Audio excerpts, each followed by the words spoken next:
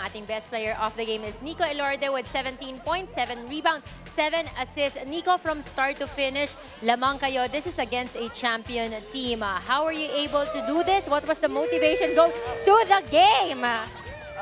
Siguro yung motivation lang namin, parang playoff game na talaga sa amin, so kailangan talaga namin kunin yung panalo.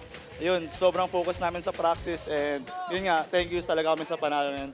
Now, down to the last 3 minutes of the game, na ibaba nila yung kalamangan from a high of 30 down to 10. But how are you guys able to put it all together and end with a W? Siguro yun, nag-usap-usap lang kami na yun, kailangan talaga namin tong panalo. Mag-stick lang tayo together and yun, tapusin natin kasi the past few games, yun, last 3 minutes kami bumibigay. Ayun, napatunayan namin na kaya namin magtapos ng game. Now, finally, dahil Valentine's ngayon, Nico, any message para kay Mitch Del Carmen na nandito sa aking kaliwa? Sobrang thankful ako sa support mo lagi sa akin and sa team namin and yun lang, I love you.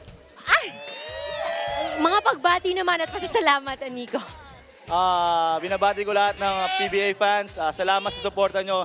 Patuloy yung suportahan yung Global Port and yung PBA and yung mga taga-Paranaque.